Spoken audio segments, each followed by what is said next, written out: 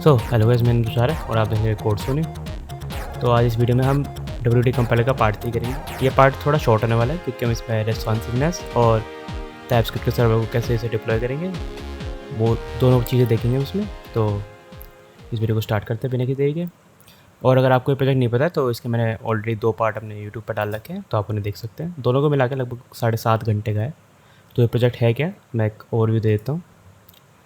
इसमें जैसे code pen की तरह ऑनलाइन वेब डेव कंपाइलर है। वेब डेव मतलब कि HTML CSS जावास्क्रिप्ट को इसमें ब्राउज़र में ऑन द गो कंपाइल कर सकते हैं। जैसे कि मैं यहाँ पे कुछ लिखूँगा तो देख सकते हैं आप, राइट साइड अपने आप कंपाइल हो रहा है। ये HTML कोड है, ये CSS कोड है और ये जावास्क्रिप्ट कोड है। तो ये सारा कोड यहाँ पे राइट साइड कंपाइल होता है। जैसे मैं यहाँ पे बैकग्राउंड को ले दूँगा तो देखो यहाँ पर सजेशन भी है। तो देखो यहाँ पे इस तरह लाइव कंपाइल होता है। तो ये ओवरऑल प्रोजेक्ट है और इसे हम सेव भी कर सकते हैं। ये डायरेक्ट हो गया। यूज़र का लॉगिन लॉगआउट सिस्टम है, सबके कोड देख सकते हैं और अपने कोड देख सकते हैं जो हमने किए वो डिलीट वगैरह है, ओपन कोड। तो इस तरह का बेसिक प्रोजेक्ट है और ये पूरा टाइपस्क्रिप्ट से बना है। फ्रंट एंड इसमें रिएक्ट से बना है, बैक एंड भी इसमें नोड और एक्सप्रेस से बना है, वो भी टाइपस्क्रिप्ट से। तो इस वीडियो में हम इसको रेस्पॉन्सिव देखेंगे। तो सबसे पहले हम इस पेज से स्टार्ट करते हैं, होम पेज से। एक एक पेज करके सबको रेस्पॉन्सिव करेंगे। और जैसे इस पेज में बस ये टाइटल पड़ा है और थोड़ी सी पैडिंग हो जाए तो ज़्यादा सही हो जाएगा। तो एक काम करते हैं, होम पेज पर आते हैं। होम पेज पर लॉगिन पेज है, होम पेज है। तो ये है टेक्स्ट। तो टेलीविजन होती है, मोबाइल स्पेसिफिक होती है। तो हम क्या करेंगे, मीडियम विड्थ के बाद टेक्स्ट को बड़ा करेंगे, और नहीं तो टेक्स्ट 2XL रख देते हैं। ये काम करना चाहिए। हाँ, अभी छोटा हो गया और मैं बड़ा करूँगा तो ये बड़ा हो जाएगा। तो एक काम कैसे किया, तो सबसे पहले मोबाइल तक रहेगा 2XL टेक्स्ट का साइज़, यानी कि 24 पिक्सल फॉन्ट साइज़। और फिर मीडियम विड्थ कितना होता है, 768 पिक्सल जब हिट कर जाएगा पेज का विड्थ, मतलब कि अब 768 ऊपर देखो, 775 768 पर जैसे हिट करेगा 7 देखो, अब यहाँ पे इससे बड़ा हो जाएगा। तो MD मीडियम साइज़ से ऊपर, यानी कि 768 पिक्सल से ऊपर 6XL हो जाएगा, उससे पहले डिफ़ॉल्ट अप्लाई होगा। और इसमें थोड़ी पैडिंग जोड़ देते हैं ताकि थोड़ा ठीक लगे। तो दोनों साइड पैडिंग होनी चाहिए। गैप थोड़ा कम कर सकते हैं, गैप MD में, ये तो गैप 1। तो ये वाला पेज तो हो गया हमारा रिस्पॉन्सिव, बल्कि MD नहीं, इसको SM से ऊपर करते हैं। हाँ, अब ज़्यादा ठीक है। SM और छोटा साइज़ हो गया, मतलब कि 640 पिक्सल के बाद होगा, अब ज़्यादा सही है। तो देखो हमारा ये पेज रिस्पॉन्सिव हो गया आराम से। सिंपल था वैसे तो पेज। और अगर ये ओवरफ्लो हो रहा है ना, देखो ये हेडर की वजह से हो रहा है। चलो अब हेडर पे आते हैं। हेडर को सबसे पहले रिस्पॉन्सिव करते हैं। तो हमें क्या करना है, 640 पिक्सल के बाद ही ब्रेक कर देते हैं इसको। 640 पिक्सल कितना आ रहा है इसमें, इतने के बाद ये ब्रेक होना चाहिए, ठीक है। तो हम एक पहले तो app.txt में जाते हैं। ये क्या बता रहा है, अच्छा अगर आपको नहीं पता हो ये मेरे एरर किससे हाईलाइट हो रहे हैं, तो मैंने एक एक्सटेंशन डाल रखा है एरर लेंस, तो उसे डाल के आप एरर इस तरह हाईलाइट कर सकते हैं। तो हमें एक यूज इफेक्ट चाहिए,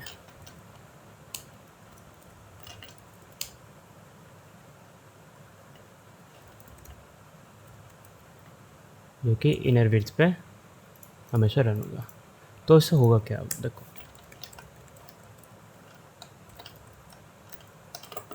इनर विड्थ, अब जब भी विड्थ चेंज होगा पेज का तो हमारे पास विड्थ की कंसोल होएगा। और अब देखो, अभी इसमें ये साइज़ चेंज करने पे नहीं हो रहा है, विड्थ नहीं आ रही। मैं रिलोड करूँगा तो यहाँ पे बस एक बार आता है और उसके बाद नहीं आता। तो इसको ठीक करने के लिए हमारे पास एक तरीका होता है, window.add11 resize। अब इसमें एक फंक्शन रन होगा जिसमें हो जाएगा। अब देखो ये हमारा काम अब होगा। तो अब जब भी हम रिसाइज करेंगे तो हमारे पास साइज़ आएगा। ये साइज़ हमें चाहिए ताकि हम जावास्क्रिप्ट से रेस्पॉन्सिवनेस बना सकें। अब एक और चीज़ करना पड़ेगा, हमें क्लीन अप भी करना पड़ेगा ताकि जब अनमाउंट हो जाए कंपोनेंट तो हमें इसे रिमूव करना है। देखो मुझे सजेशन दे रहा है, ये सजेशन मुझे गिटहब कोपायलट से नहीं आ रही है, मुझे कोड एआई से आ रहे हैं। इसके बारे में किसी और वीडियो में बात करेंगे। तो मैं फ़िलहाल एक खुद लिखूँगा। तो रिटर्न में फंक्शन होता है, तो window dot remove event listener हमें रिमूव करना है रिसाइज पर। कौन सा फंक्शन? ये वाला फंक्शन।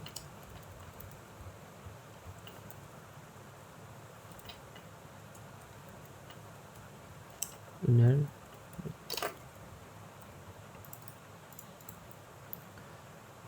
इसे हम और क्लीन बनाने के लिए कर सकते हैं कि इसका नाम रखते हैं हैंडल रिसाइज। इसने एक अच्छा सजेशन दिया।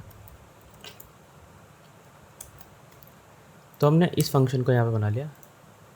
ये यहाँ पे इसलिए साफ साफ देख सकते हो, ये यूज़ नहीं हुआ इसलिए ऐसे बता रहा है। और इसमें एरो फंक्शन की जगह ये डाल देते हैं। मैं इसको एक बार फिर से एक्सप्लेन करता हूँ। सबसे पहले हमने एक फंक्शन बनाया जो कि सिर्फ लॉक करेगा विंडो डोर इनर विड्थ। अब ये यूज इफेक्ट के अंदर ही डिफाइन हुआ है, ठीक है। अब इसको हमें क्या करना है, और ऑप्टिमाइज़ करने के लिए वैसे हम इसे बाहर कर सकते हैं ताकि हर बार डिफाइन ना हो।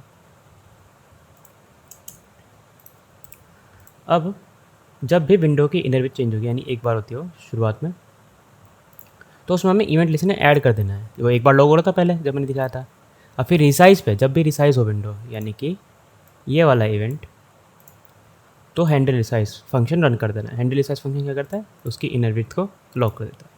और रिटर्न वाला फंक्शन क्यों लगा मैंने, इसे क्लीन अप फंक्शन बोलते हैं यूज इफेक्ट में, ताकि जब मैं किसी और पेज पे जाऊँ या फिर कहीं और जाऊँ तो ये मेमोरी ना गिरे। और ये अच्छा ऑप्टिमाइजेशन है यहाँ पर, ये पेज की स्पीड को बढ़ाएगा, सीधी बात ये है। और ये एक अच्छी प्रैक्टिस होती है क्लीन अप फंक्शन रन करना, ताकि ये इवेंट लिसनर एडिड ना रह जाए।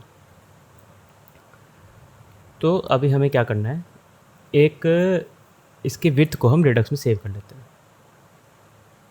तो हम ऐप स्लाइस में करते हैं विंडो विथ नंबर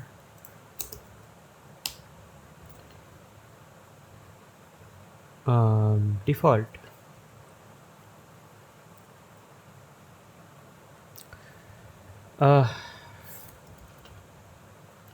मुझे आइडिया नहीं है पे काम करेगा, पर टेस्ट करते हैं। ये एक ही बार रेंडर होना चाहिए। हाँ ये काम कर रहा है, चल ठीक है। तो रेडक्स में डिफ़ॉल्ट वैल्यू होगी जो उस टाइम विड्थ होगी, ठीक है। इसको अपडेट का function update window width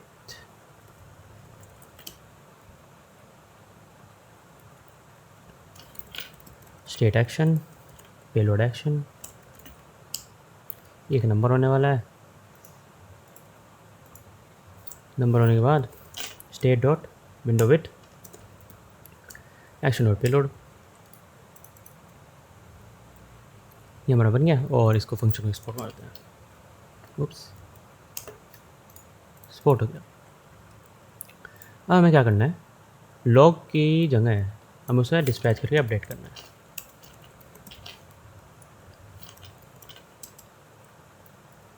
update window, क्या वो सेव नहीं हुआ? Update window with, oh spelling गड़बड़ हो गई।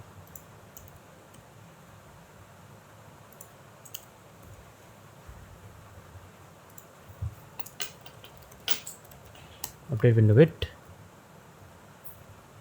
और इनर, तो ये हो गया। अब यहाँ पे 616 है, मैं चेंज करूँगा तो 400, ठीक है। तो हमारा फंक्शन ढंग से काम कर रहा है।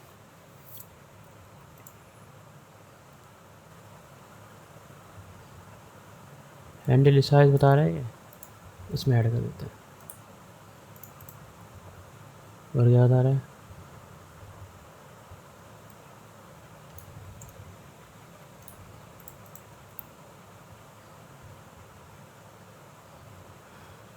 फंक्शन में change on every render move inside. Okay, इसका सजेशन है इसके अंदर कर दें और इसकी फिर ज़रूरत नहीं है।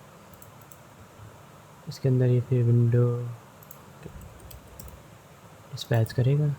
तो देखा ये एरर लेंस हमारा कितना अच्छे से कोड कर देता है, मतलब बेस्ट प्रैक्टिस अपना आप सजेस्ट करता रहता है। वैसे थोड़ा पढ़ना आना चाहिए, इसलिए सजेशन बोलता मैंने कर दिया। ये एआई नहीं है, ये बस एक एक्सटेंशन है जो कि बेस्ट प्रैक्टिस बताता है, वही है error lens.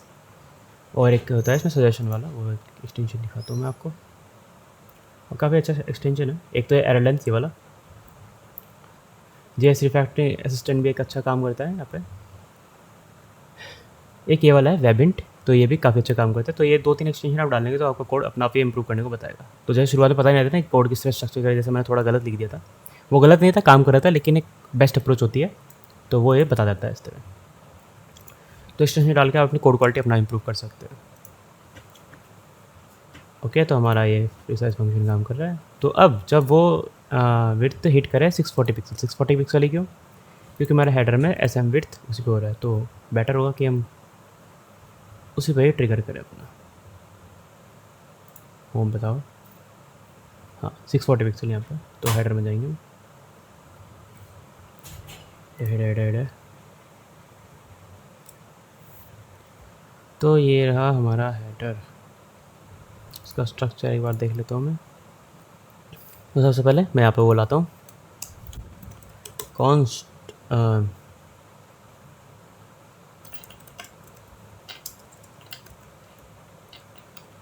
Window width to use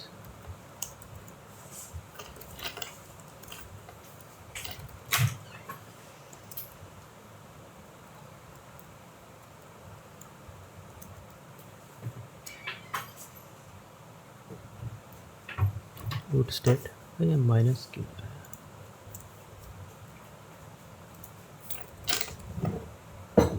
state dot हमने एप स्लैश में किया था विंडो विड्थ, ठीक है। तो ये तो रहने देना है, हमें राइट वाले के साथ चीज़ें चेंज करनी है। तो विंडो विड्थ जब तक 640 से ज़्यादा है तो तब तक तो ये चाहिए।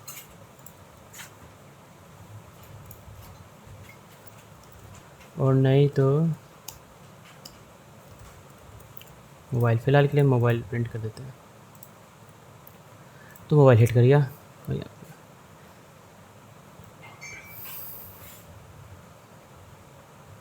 तो पहले करते हैं लॉग आउट स्टेट पे, फिर करते हैं लॉग इन स्टेट पे, ठीक। तो लॉग आउट स्टेट पे हमें क्या क्या चाहिए यहाँ पर? लॉग आउट स्टेट पे बस हमें एक बुरगिरी आइकन चाहिए। हम लेंगे एक बुरगिरी आइकन,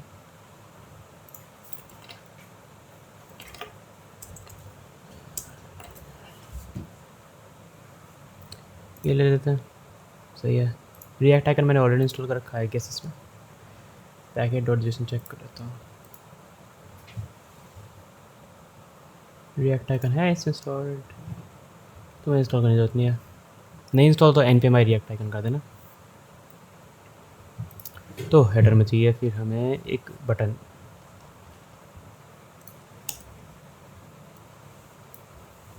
इस डिफाइन बटन नेवर यूज्ड, सो इसको कर देते हैं डिव बना देते हैं, क्योंकि लॉग इन और लॉग आउट स्टेट अलग जाएगी। इस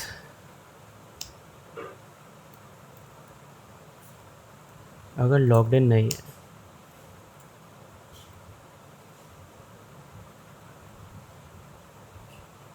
तब एक बटन चाहिए जिसमें बर्गर आइकन हो, और नहीं लॉग्ड इन। तो ये मैंने ऊपर पहले ही बना रखा था इस लॉग्ड इन के नाम से, ये मैंने डक्स में स्टेट सेव कर रखी है इस लॉग्ड इन। लॉगिन नहीं है, हमें तभी के स्टार्ट टेस्ट के हिसाब से चेंज करना है। तो अभी लॉगिन नहीं था तो यहाँ पे एक बर्गर आइकन आना चाहिए, सेव नहीं हुआ, ओके हाँ अभी आइकन आ गया। तो हमें आइकन चाहिए था, और लॉगिन होगा तो फिर यहाँ पे एक आइकन दिखा देंगे अवतार वाला। तो पहले लॉग आउट वाला करते फिर लॉगिन वाला करते, फिर मैं इसको दोबारा समझाता हूँ। तो हमें एक ड्रॉअर ओपन करना है, शेयर सीन पे जाते हैं, स्पेलिंग कर दोगे। शेयर सीन में ड्रॉर होता है, ड्रॉर क्या होता है इसमें, ये और इसके डायरेक्शन में हम कंट्रोल कर सकते हैं आई गेस। ये इसमें एक शीट होता है, शीट ड्रॉर के यहाँ शीट करता है, वो साइड में खुलता है। हाँ शीट ज़रा ठीक है ऑप्शन। तो उससे पहले से ऐड करते हैं, क्लाइंट में ऐड करना है, ठीक है, ऐसे मत ऐड कर देना। ओह हमारे पास ऑलरेडी है, तो कोई नहीं, हमने रिप्लेस मार दिया। अब इस शीट का कोड है, इसे कॉपी पेस्ट करते हैं। मैं समझाता हूँ, बहुत सिंपल कोड है। अब देखो इसे इंपोर्ट करते हैं पहले, ये तो एरर कहता रहेगा।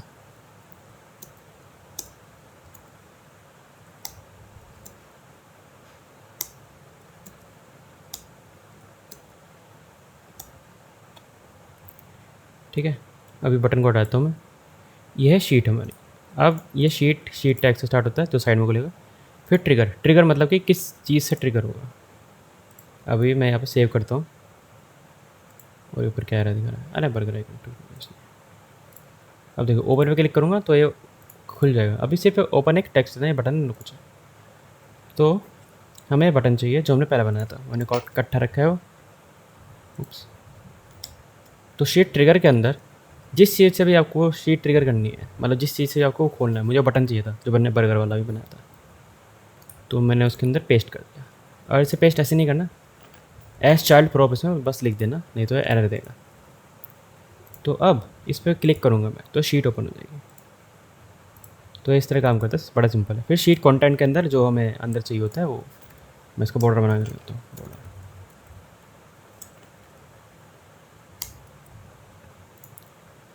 अब देखो पूरे रेड बॉर्डर के अंदर एक कंटेंट है, मतलब कि जो भी हमें दिखाना है उसके अंदर वो यहाँ पे हो जाएगा। अब टाइटल और डिस्क्रिप्शन के अलग बस CSS और स्टाइलिंग वगैरह है, और कुछ उसमें ऐसा खास नहीं है। डिस्क्रिप्शन हटा सकते हैं, और यहाँ पे शीट टाइटल भी हमें कुछ नहीं चाहिए, शीट हेडर भी नहीं चाहिए, कंटेंट को खाली कर दें तो बिल्कुल। और शीट कंटेंट की करेंगे विड्थ फुल हो गया, तो अब ये फुल विड्थ लेगा। नाइस। एक काम करते हैं, इसमें बर्गर आइकन ही रहने देते हैं, लॉगिन लॉग आउट स्टेट अंदर ही रहने देते हैं, अंदर वाला ज़्यादा सही रहेगा, सिंप्लीफाइड कोड रहेगा। और ये फ्रैगमेंट हटा देते हैं अभी के लिए। तो मैं देखो क्या करने वाला हूँ, शीट कंटेंट के अंदर क्या करूँगा, UL था ना, UL सीधा कॉपी पेस्ट मारने वाला हूँ इसके अंदर। हो गया। अब देखते हैं, वैसे थोड़ा अजीब स्टाइल ला सकता है। UL has no corresponding,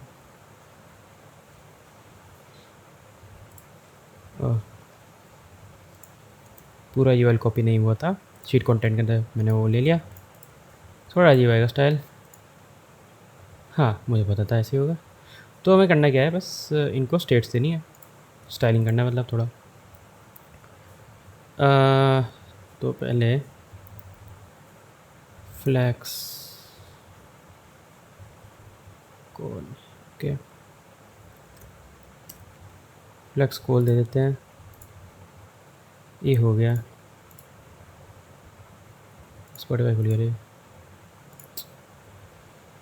okay अब फिर हर एक LI को, अब मैं देखो कि एडवांस CSS एक्टर यूज़ करूँगा, ये एंड एरो LI। अब सब के बॉर्डर एंड उसमें एक और क्लास सेलेक्ट करनी है मुझे, LI रेड। अब देखो इस सिलेक्टर से होगा क्या,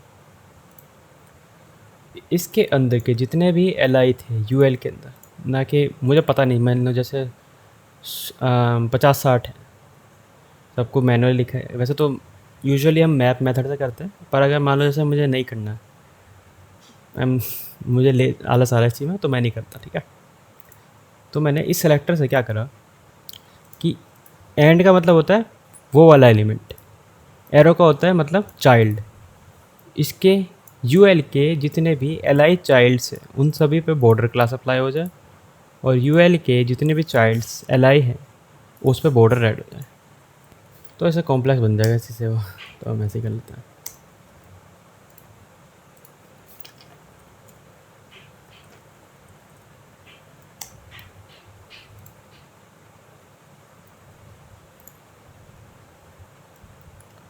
इसे फिलहाल हटा लेते हैं।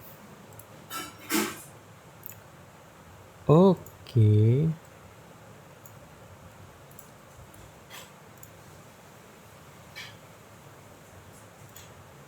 या तो मैं एक चीज़ कर सकता हूँ वैसे, इसमें एक प्रॉप बना सकता हूँ बटन में कि मैं यहाँ पे लिखूँ और फिर फुल विड्थ ले लें। ऐसा करेगा? चलो फिलहाल यहाँ पे इजी बनाने के लिए इसको ऐसे करते हैं, full, simple as that.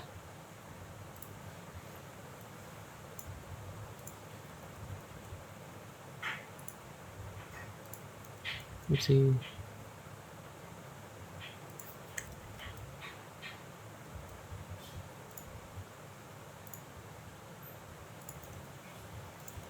Class मैंने फुल विड्थ पेस्ट कर दी, ठीक है। अब ये बढ़िया काम कर रहा है। इसका बॉर्डर हटाते हैं, लाल लाल नहीं, बड़ा अजीब लग रहा है। अब ठीक है, अब लॉगिन मारते हैं। और एक और चीज़, इस पर क्लिक करने के बाद लॉगिन पे नेविगेट तो हो गया, पर ये क्लोज हो जानी चाहिए। तो एक चीज़ करते हैं, शीट। तो शेयर चेन में ज़्यादातर एक ही तरह से काम करती चीज़ें, और ये यूज़ नहीं होता, तो हटा देता है। तो देखो करना क्या, बहुत सिंपल चीज़ करनी है। Sheet open, set sheet open, एक यूज स्टेट बनाएंगे, बूलियन टाइप देंगे, ठीक है। शीट ओपन डिफ़ॉल्ट में फॉल्स ही रहेगी, तो मैं शीट ओपन को पिटाऊँगा, यहाँ पे होगा ओपन, उस ओपन दे देंगे, ठीक है। और अब जो फंक्शन है ये भी कॉपी करेंगे, ऑन ओपन चेंज एक फंक्शन है इसमें, वो है सीधा पास कर दो। इससे हुआ क्या है, इसका फंक्शन वही रहेगा, देखो मैं इसको क्लोज करूँ वही रहेगा, लेकिन इससे हमारे पास एक मैनुअल कंट्रोल आ गया। हम किसी भी चीज़ से ट्रिगर कर सकते हैं ओपन और क्लोजिंग, इसका ट्रू फॉल्स कर सकते हैं हम इससे, इस फंक्शन से हमें ट्रू फॉल्स कर सकते हैं। तो हमारे पास इस फंक्शन से कंट्रोल आएगा कि हमें कब ओपन रखनी है, कब क्लोज करनी है। तो एक फंक्शन होता है छोटा सा,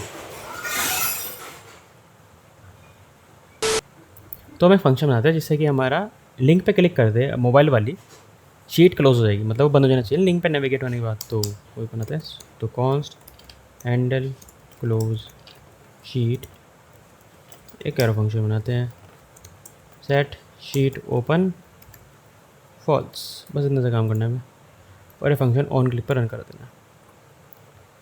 तो मोबाइल की विड्थ ज़्यादा वाला, और this one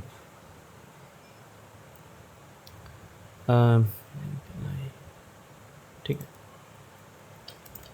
on click this function, on click this function, अरे नहीं ये नीचे वाले हैं, एक सेकेंड, हाँ ये शीट वाले बटन पर करना है ना मैं, on click this function, on click this function, like this,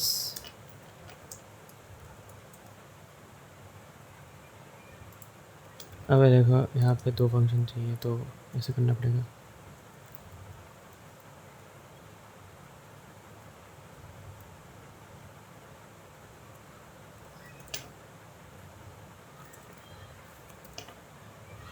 async await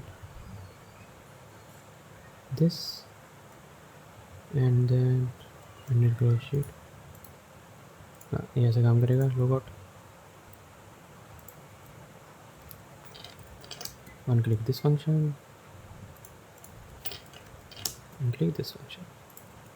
तो काम कर गया। अब ये अगर किसी को समझ में ना आया तो लॉग आउट को वेट करेगा, फिर शीट क्लोज करेगा। थोड़ा ना कि पहले शीट क्लोज कर दे फिर लॉग आउट करे, वो थोड़ा अजीब सा हो जाएगा। तो पहले जब लॉग आउट होगा तो उसके बाद होगा। तो साइनअप पेज पे आया मैं, साइनअप पेज पे क्लोज हो गया।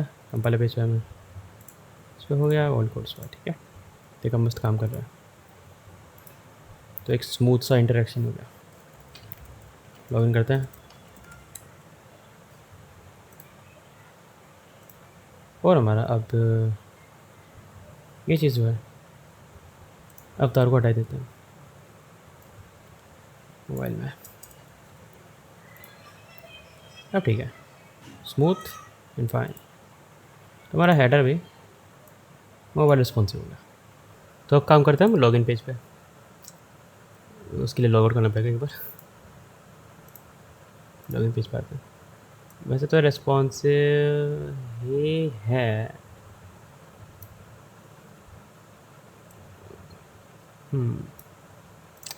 एक काम करते हैं, लॉगिन पेज पर आते हैं और ये फॉर्म है हमारा, शेड सिंक का फॉर्म है। ओके,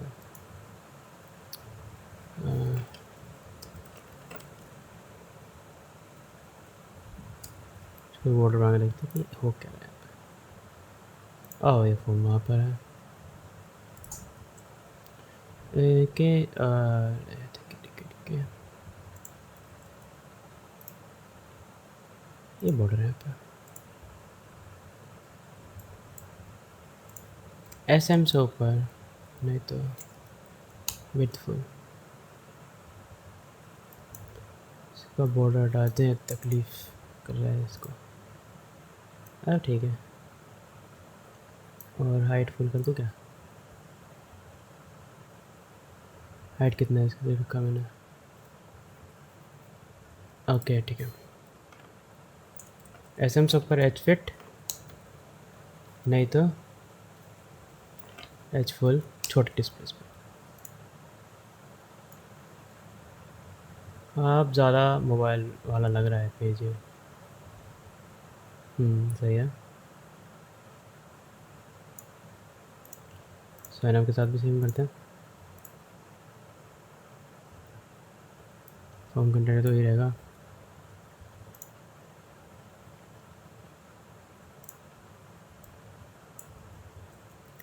सेम क्लास को पेस्ट मार दी मैंने बस।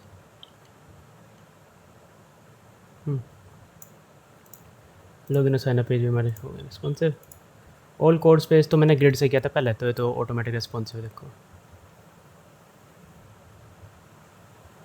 देखो कितने अच्छे रिस्पॉन्सिव है। ये तो पहले से ही कर रखा था ना जब मैंने ग्रिड से बनाया था इस पेज को। मैं इसका एक बार कोड दिखा देता हूँ।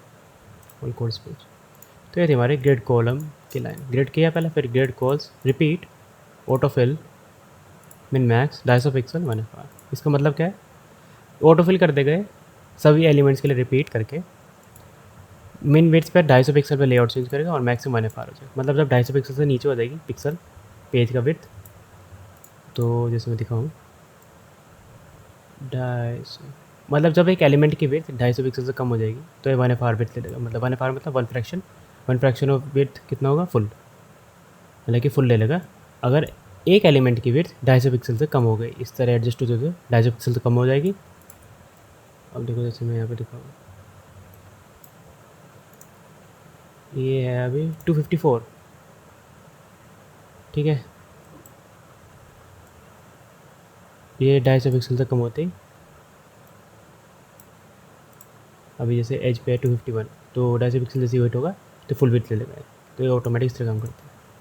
और जब 3 एलिमेंट की मिनिमम वेट 250 पिक्सल हो जाएगी तो ये 3 एलिमेंट फिट कर देगा, 4 एलिमेंट फिट कर देगा। इस तरह करता रहेगा। ये रेस्पॉन्सिव कोड इस तरह काम कर रहा है। तो एक ही लाइन से हमारा रेस्पॉन्सिवनेस ग्रिड में हैंडल हो गया। और अब आते हैं थोड़ा सा ट्रिकी पेज, ये हमारा कंपाइलर पेज। तो उसमें लेआउट करना कैसे है, इसमें क्या करते हैं 640 पिक्सल कितना है इसमें देखते हैं पहले।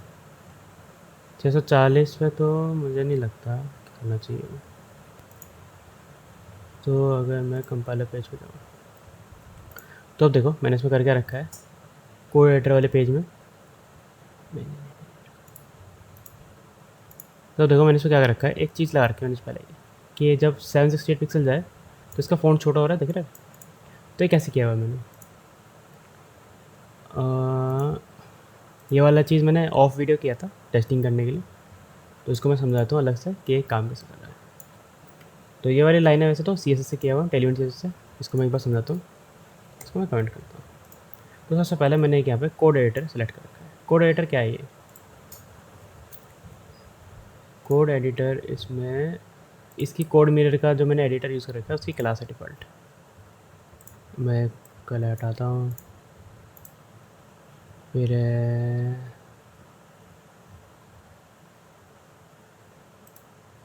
ये रही कोड एडिटर क्लास, ये देख रहे हो। अब अगर मैं दिखाऊँ तो इसको मैंने क्लास दे रखी है, ठीक है। अब इस कोड एडिटर क्लास के अंदर एक CM एडिटर मिलेगा। मैं चलो मैं वैसे करके दिखाता हूँ कि मैं इसमें पहुँचा कैसे। एक होता है इसमें देखो CM एडिटर, ये रहा CM एडिटर ऑलरेडी दिया हुआ है इसमें। ये एलिमेंट अगर देख रहा हूँ मैं बढ़ा कर देता हूँ, ये CM एडिटर है जो इसके अंदर टेक्स्ट आते हैं, ठीक है। अब इसके अंदर बहुत सारी चीज़ें होती हैं, इसी के अंदर हमारा कोड लिख रहा है हर एक लाइन के अंदर, ठीक है। अब ये CM एडिटर के अंदर उसका टेक्स्ट मैंने छोटा कर दिया, कैसे क्या दिखाता हूँ। पहले मैंने CM एडिटर सेलेक्ट करा, ठीक है। इसका मैं बॉर्डर देता हूँ,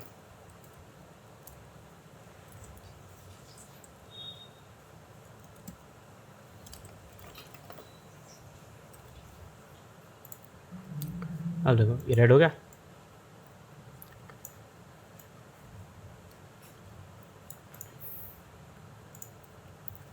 अब इसके अंदर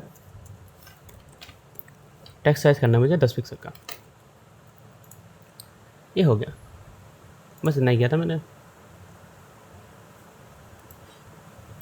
और फिर MD से ऊपर, मतलब ये तो फिर छोटा ही हो गया ना। अब मैं इसका वो लगाना है CS। अब देखो इसमें डेस्कटॉप विथ में छोटा हो गया। अब ये नॉर्मली इतना रहना है और वैसे रहेगा किसके ऊपर लगाए, MD के ऊपर लगा देते हैं। ये रहेगा 16 पिक्सल, ट्राई करते हैं। 16 पिक्सल बहुत बड़ा हो गया, 14 पिक्सल, 13 पिक्सल, 13 पिक्सल से क्या ये रीएडजस्ट कर ही सकते हैं हम, ये तो है ही पावर। तो बस मैंने यही किया था। एक बार फिर से एक्सप्लेन कर देता हूँ। कोड एडिटर पहले मैंने इसे क्लास दी, कोड मिरर को, ठीक है। फिर इसके अंदर मैंने देखा कि इसमें एक CM एडिटर क्लास, ये ऑटोमेटिक मिलता है इसमें, ठीक है। अब कोड एडिटर के अंदर CM एडिटर है, ठीक है। अब मुझे सेलेक्ट करना था इसके अंदर एंड आगे वाला एरो CM एडिटर सेलेक्ट कर दिया। ये इस तरह इसमें टेल में हम इसके चाइल्ड एलिमेंट सेलेक्ट कर सकते हैं। फिर उस पर क्या क्लास अप्लाई करनी है, कोलन लगाया, बॉर्डर चाहिए था, बॉर्डर हटा सकता हूँ फिलहाल मैं, बॉर्डर तो नहीं चाहिए मुझे। CM एडिटर के अंदर टेक्स्ट का साइज़, मतलब जो फ़ॉन्ट साइज़ होता है, मैंने इसे 10 पिक्सल कर दिया। और फिर इसी को सेम अप्लाई कर दिया मैं मीडिया क्वेरी के साथ, मिन विड्थ 768 पिक्सल से ऊपर,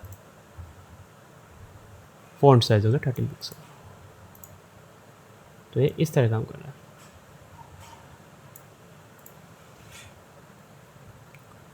और यहाँ पे एक चीज़ मैं नोटिस कर रहा हूँ कि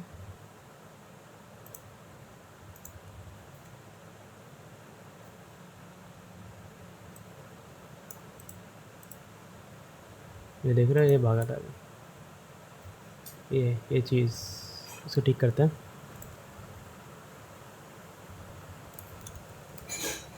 डिस्पैच बोलो, डिस्पैच कर देता है।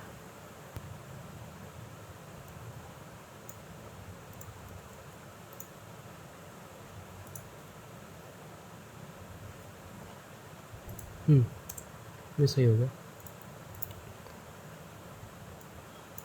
500 पिक्सल क्यों हो रहा था मुझे याद नहीं है।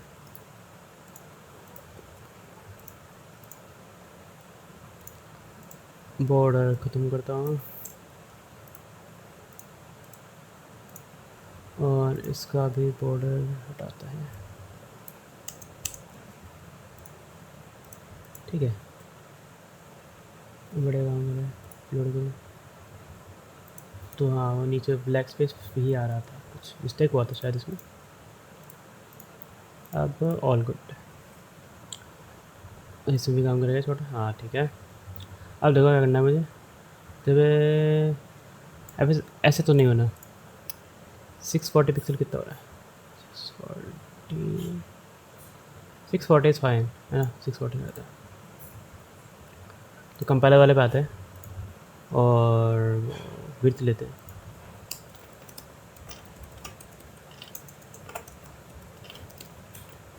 यूज सेलेक्टर,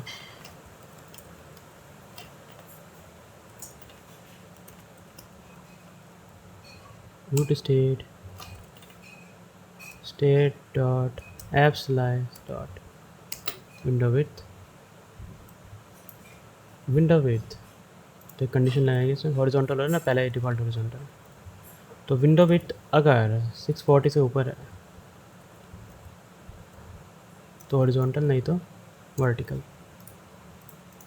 तो ये बस रिसाइजेबल जो है ना कि हॉरिजॉन्टल से वर्टिकल स्विच हो जाएगा। सेव नहीं करा मैंने, 640 आते ही ओके इट्स डिसेबलिंग।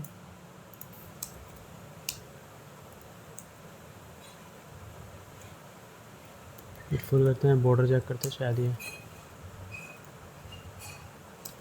डिसेबल हो रहा है। ओके एच फुल करूँ, एच फुल में काम नहीं चलेगा। एस एम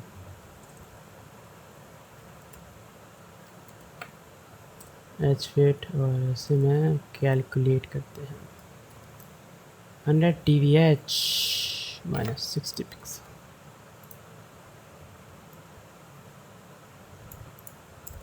अगर मैं इम्पोर्टेंट सेट करूँ, हाँ इम्पोर्टेंट पा रहा है, इम्पोर्टेंट पा रहा है, वैसे नहीं आ रहा है, अजीब बात है।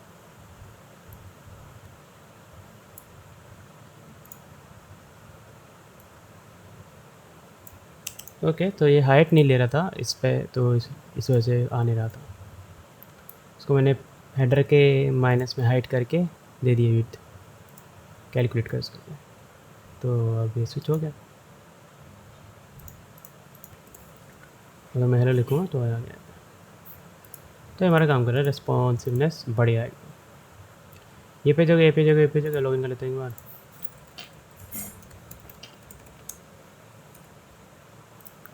लॉगिन किया, माई कोड्स पे गया, ये भी रिस्पॉन्सिव है। ऑल कोड्स पे गया, ठीक है, ऑल कोड्स पे जाते हैं। डेटा स्टूडियो वेब पर ओपन करता हूँ। हाँ क्या ये बहुत ज़्यादा मैसअप हो रहा है।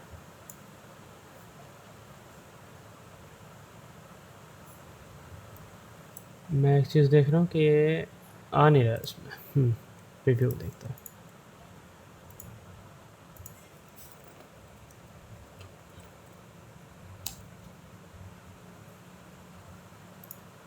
तो ये हाइट कितनी है? हाइट 50% आना चाहिए ना। समझा, ये जाएगा 640 पिक्सल से ऊपर। और ऐसे जाएगा H 50%। कैलकुलेट माइनस क्या थी हेडर की हाइट हमारी? 60 पिक्सल, 60 पिक्सल। हाँ 50% के ले रहा है, 100% 100% में ठीक हो गया। तो फुल ले लेते हैं। अच्छा वो उसका फुल ले रहा है, हाँ ठीक है ठीक है ठीक है। वो इसका फुल ले रहा है, इसका फुल ले रहा है। वो जो हमने लेआउट घुमाया उसकी वजह से, रिसाइजेबल वाला जो पैनल है। और बड़ा डालता हूँ उसका। ये क्या बोल रहा है? क्या ऐसे नेम, नेम अंडरकोड नेम या टाइटल, टाइटल या अबे खुश है। स्क्रॉल वगैरह स्क्रॉल होना चाहिए यहाँ पे, और ये बढ़िया काम कर रहा है। ठीक है, मतलब अगर इसे कोई मोबाइल पे चलाना चाहेगा ना, बढ़िया चलेगा।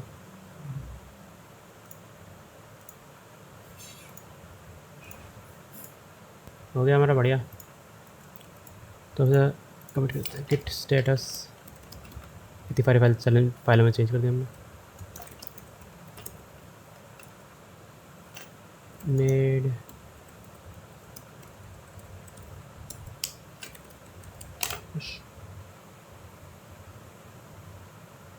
तो अब हम इसको डिप्लॉयमेंट पाते हैं। तो हम फ्रंट एंड के लिए यूज़ करेंगे वर्सल, बैक एंड के लिए यूज़ करेंगे रेंडर। फ्रंट एंड बहुत ईजी होता है, तो हम पहले फ्रंट एंड डिप्लॉय करते हैं रेंडर पे, वो वर्सल पे। ये मैंने इसकी रिपोजिटरी बना रखी है, तो सीधा इसे कर देना इंपोर्ट। WD कंपाइलर रखते हैं और फ्रेमवर्क तो बीट है ही। एडिट करना है, क्लाइंट को सिलेक्ट करना है, क्योंकि क्लाइंट और सर्वर दोनों एक रिपोजिटरी में। अपना वी डिटेक्ट कर ले गए, फिर 1 सेकेंड, और हमारे पास कोई एनवायरनमेंट वेरिएबल नहीं है इसमें। RTK क्वेरी में अभी थोड़ा बग है कि ये एनवायरनमेंट वेरिएबल पिक नहीं करता है, तो हम पहले अपलोड कर देते हैं, फिर इसको एक कमेंट मार देंगे कि ये बैकएंड का URL ले लें, क्योंकि इसमें सिर्फ एक ही जगह एनवायरनमेंट वेरिएबल की ज़रूरत है, वो है इधर सर्वर का URL। तो पहले अपलोड हो जाने देते हैं, मतलब डिप्लॉय हो जाने देते हैं फ्रंट एंड को, फिर यहाँ पे कमिट कर देंगे तो ऑटोमेटिक डिप्लॉय हो जाएगा दोबारा। तो एनवायरनमेंट वेरिएबल हमें एज सच फ्रंट एंड में नहीं चाहिए, तो इसको वेट करते हैं। बहुत ही सिंपल डिप्लॉयमेंट है फ्रंट एंड का। तो बैक एंड डिप्लॉय करने में थोड़ा सा ट्रिकी पार्ट है इसका, वो मैं अभी दिखाता हूँ रेंडर पे हम कैसे करेंगे। तो यहाँ पे एक छोटा सा एरर आया, शायद जब मैं पहले टेस्टिंग कर रहा था इस पर तब आया होगा। /current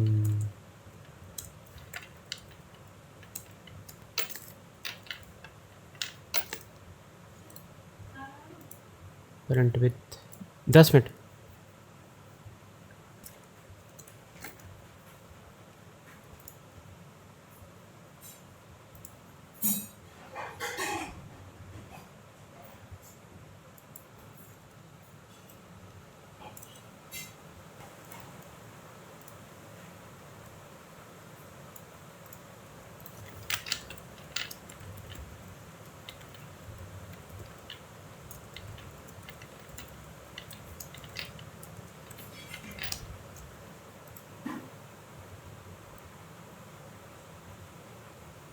तो हमारा पेज हो चुका है डिप्लॉय, उसमें जाते हैं, और हमारा फ्रंट एंड हो चुका है डिप्लॉय रिस्पॉन्सिवनेस के साथ। अब आता थी सर्वर की, इसे हटा देते हैं, ये तो ऑटोमेटिक डिप्लॉय है। अब सर्वर के लिए सबसे पहले सर्वर में जाते हैं, CD सर्वर, दोनों सर्वर क्लोज करता हूँ मैं। यहाँ पे करना है हमें TSC, बस TSC कमांड चला देंगे, बिल्ड करते गए।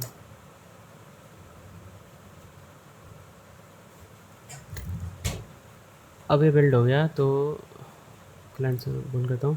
डिस्ट फोल्डर बन गया यहाँ पे। अब इस डिस्ट फोल्डर के अंदर जावास्क्रिप्ट फाइल है जो हमारे टाइपस्क्रिप्ट से कंपाइल्ड हुई है, वही फाइल हम सर्वर पे डिप्लॉय करेंगे।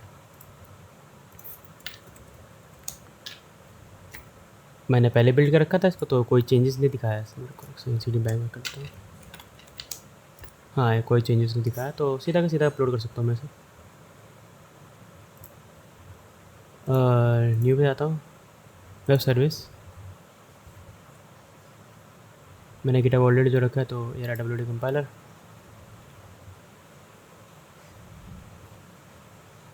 ओके, रेंडर ने थोड़ा हिसाब चेंज किया क्या? हाँ ठीक है, इसे ठीक हो गया। WD कंपाइलर सर्वर, चलो WD कंपाइलर को सेट लेते हैं। ऑन रेंडर तो आएगा ही, on branch main root dir, ऐसे जाएगा server hyphen dist. Server folder के अंदर डिस्ट फोल्डर में, ठीक है, इसे याद रखना। और नोड index.js ये मुझे ऑलरेडी दिखा रहा है,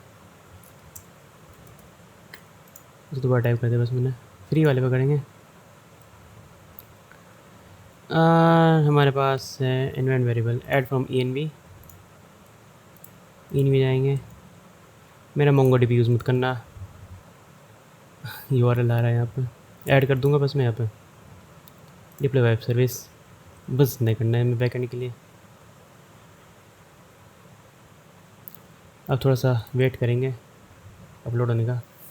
तो देखो हमारे पास ये हो गया डिप्लॉयड, कनेक्शन इस्टेब्लिश्ड आ गया। मैंने लास्ट में कंसोल लॉग डाल रखा था ऑलरेडी सर्वर में, और यहाँ इन प्रोग्रेस आ रहा है। वेट करते हैं, यहाँ पे डिप्लॉयड आएगा, इन प्रोग्रेस नहीं आना चाहिए यहाँ पे। अगर मैं इसकी लिंक खोल के देखूँगा तो हाँ ये डिप्लॉय तो हो गया लगता है, और इसने एक ऑक्सी ऐड कर दिया, कोई बात नहीं। तो देखो हमारा गेट ऑल कोड्स काम कर रहा है, यानी सर्वर हमारा डिप्लॉय हो चुका है। तो इस URL को, जैसे कि मैंने बताया कि फ्रंट एंड में वो RTK क्वेरी करता नहीं है कि लोड कभी कभी, तो इसको फिक्स करने की एक चीज़ करते हैं, हार्ड कोड कर देते हैं। वैसे ऐसा नहीं करना चाहिए, पर जब तक वो एरर फिक्स नहीं हो तो एक जुगाड़ लगा सकते हैं। ये होगा fix git status edit server URL push. इसी के साथ साथ सर्वर भी डिप्लॉय होगा, वर्सल पे भी होगा, बट ठीक है। अब यहाँ पे होपफुली हमारा लॉगिन हो जाना चाहिए। नेटवर्क टैब देखते हैं।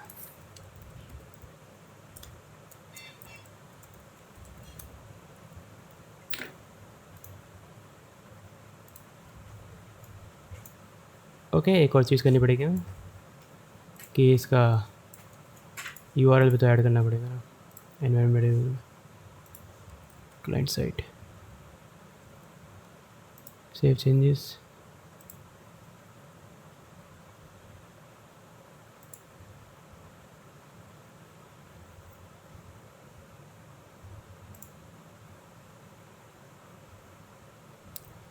अब ये डिप्लॉय होगा क्योंकि हमने ये env चेंज किया है।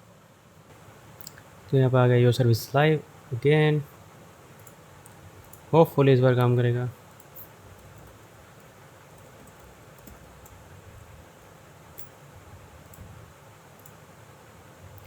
लॉगिन हो गया, तो देखा हमारा डिप्लॉय हो गया। कंपाइलर में जाएंगे, सेव करेंगे, न्यू कोड टू सर्वर, और ये हो गया। अगर मैं इसे इंकॉग्निटो में खोलूँगा तो ये काम कर रहा है। तो इस तरह हमारा WD compiler with full mobile responsiveness के साथ डिप्लॉय हो चुका है। तो इस तरह आप कोई भी टाइपस्क्रिप्ट का सर्वर और फ्रंट एंड के साथ वर्सल और रेंडर पर ज्वाइन कर सकते हैं और डिप्लॉय कर सकते हैं फ्री में। तो अगर आपको मेरी वीडियो अच्छी लगी तो इसे लाइक करें, शेयर करें और मेरे चैनल को सब्सक्राइब करना ना।